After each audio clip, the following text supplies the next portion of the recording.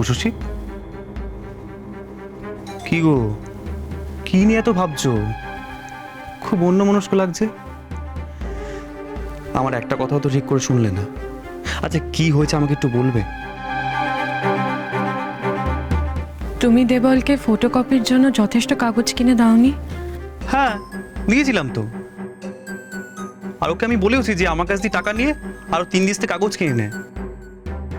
দরকার পড়লে 1 প্যাকেটও কিনে নিতে পারে। কেন? তুমি টাকা নিতে বলেছো তোমার কাছ থেকে?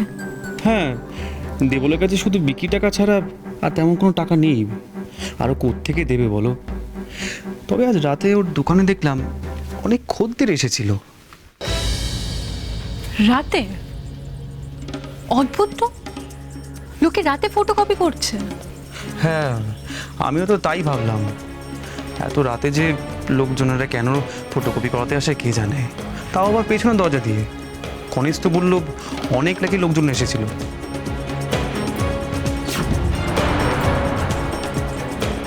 পেছনে দরজা দিয়ে কেন? ওকে তুমি কারণটা জিজ্ঞেস করনি? না, আমি আর কেন জিজ্ঞেস করব? হয়তো ওদিক দিয়ে খদ্দের দিয়ে আসতে সুবিধে হচ্ছিল। তবে জানো তো শশী, আজ দেবলের ব্যবসা খুব ভালোই হয়েছে বুঝলাম। ও নিজেও বেশ খুশিতেই ছিল।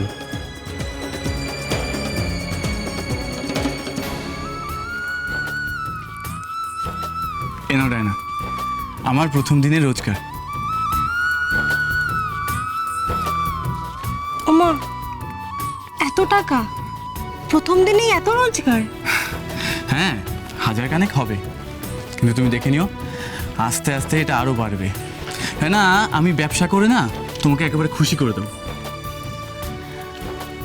আমার অনেক স্বপ্ন ডায়না, তুমি দেখে নিও। এবার আমি এক এক করে আমার সব স্বপ্ন সফল করব। জানো, আমার ধারণা ছিল এসব ফটোকপির ব্যবসাতে তেমন রোজগারপাতি হয় না, কিন্তু আমার ধারণা তো ভুল। লোকে এত ফটোকপি করায়?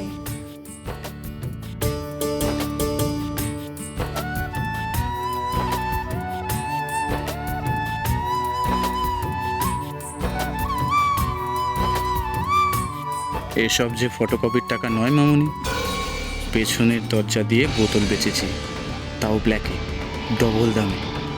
কাল থেকে এই ব্যবসা আরও জোরদারভাবে করতে হবে। একবার টাকার জোরটা এসে যাক, তারপর এই বাড়ির দখল নেবে। সেই দিন আমার সাথে বড় বৌদির আসল লড়াইটা শুরু হবে। দেবল, এই সব হয়েছে উষসী আর নিষিদ্ধার জন্য। ওদের কাছে আমাদের কৃতজ্ঞতার শেষ নেই।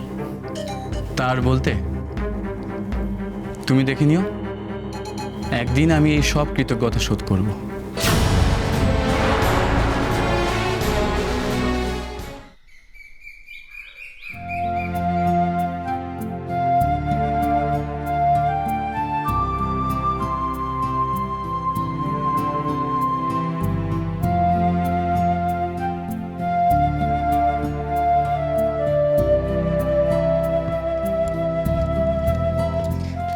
মা, আপনার চাটা এক্ষুনি দিচ্ছি, আর বাবাকে ঘরে চা দিয়ে দিয়েছি।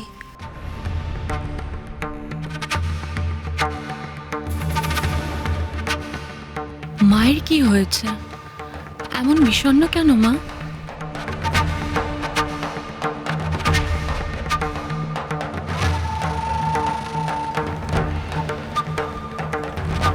আবার দে, কেসটা কি বলতো? মা এরকম মন মরা হয়ে আছে কেন? হ্যাঁ, মায়ের কি মন খারাপ? আমিও বুঝতে পারছি না, দেখছি। মা, আপনার চা। নিয়ে যাও, আমি খাবো না। কেন মা, খাবেন না কেন? কেন আবার কি খাবো না আমি?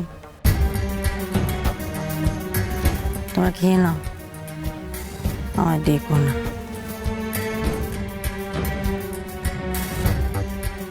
এ কি মা, মা চাটা খেয়ে নিন না। মা, আমার কথাটা শুনুন মা। চাপ বাবা, আমাদের বাড়িতে যে কখন কি হয় বুঝতেই পারি না।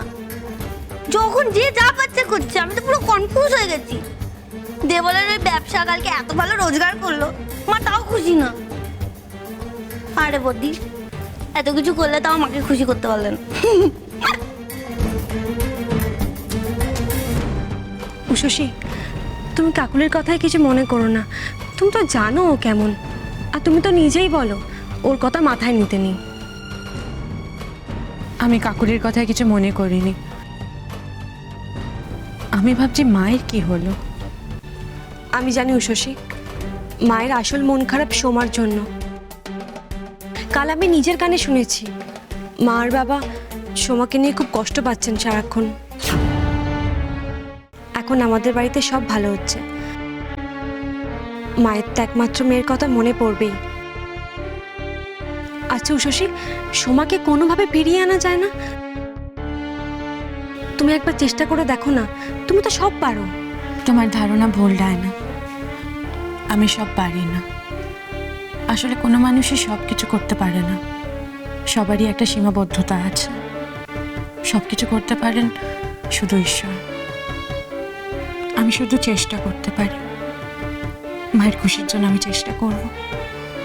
আমি জানি তুমি পারবে, চেষ্টা করলে নিশ্চয়ই পারবে।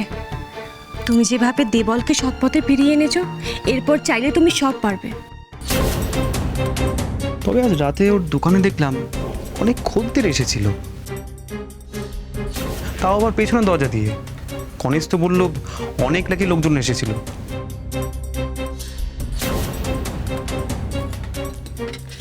ডায়না, একটা কথা ছিল। আমি বলছিলাম যে তুমি দেবলকে এখন বিশ্বাস করো তো? এমন প্রশ্নের মানে কি উষসী? এই তো বদ্দি আবার জেরা শুরু করে দিয়েছে, আমার কথা মিলতে শুরু করেছে। তুমি এবার কেস খাবে ডায়না। না, এমনি মনে হলো। বলো না, তোমার দেবলের উপর পুরো বিশ্বাস আছে তো? আছে, পুরো বিশ্বাস আছে। আর সত্যি কথা বলতে, এতদিন পরে ওকে বিশ্বাস করতে পেরে আমিও খুব খুশি। আমি জানি দেবল এমন কোনো কাজ করবে না যাতে আমি আর কষ্ট পাই। বাহ, খুব ভালো লাগলো শুনে। এই বিশ্বাসটা সবসময় বজায় রেখো। আচ্ছা ডায়না, ওর ব্যবসা কালকে কেমন হলো? ও তোমাকে কিছু বলেছে? ওর বিক্রি বাট্টা ভালো হয়েছে তো? গোয়েন্দা বদ্দির নাম, একবার যখন প্রশ্নের ঝুলি বের করেছে তখন কি আর সহজে ছাড়বে? খেলা শুরু হয়ে গেছে। হঠাৎ এই প্রশ্ন করছো? এমনি কোনো কারণ নেই, জিজ্ঞেস করলাম। বলো না, ওর ব্যবসা ভালো হয়েছে তাই তো? বদ্দি না রোজ সময় জিজ্ঞেস করবে এটা কি হলো, ওটা কি হলো, কত টাকা রোজগার হলো, সোজা পথে হলো না বাঁকা পথে হলো, হ্যানা হলো তেনা হলো, মাথা একেবারে খারাপ করে দেবে। কি হলো ডায়না, বলবে না আমার? এক্সকিউজ মি, কি গো? হ্যাঁ, এবার বুঝতে পারছো তো আমি ঠিক বলেছিলাম? আমার ব্রেন সবসময় আগে আগে চলে, কেউ বুঝতে পারে না। বলেছিলাম না বদ্দি টাকা ঢেলেছে বলে রোজ তোমার থেকে খবর নেবে কত টাকা ঘরে এলো। সবাইকে যে কেন আমার মতো ভালো মানুষ ভাবো বুঝতে পারি না। এই দেখো বদ্দি জিজ্ঞেস করতে শুরু করে দিয়েছে কত টাকা রোজগার হয়েছে দেবলের, যাতে বুঝতে পারে যে কত টাকা বদ্দি ঘরে তুলবে। এসব কি বলছো কাকুলি? আমি তো এমনি দেবলের ব্যবসা। কাকুলি যখন আমাকে বলেছিল, আমি ওর কথা বিশ্বাস করিনি যে তুমি আমার স্বামীর ব্যবসার এত খুঁটিনাটি জানতে চাইবে। তুমি আমার বিশ্বাস এইভাবে ভাঙলে উষসী?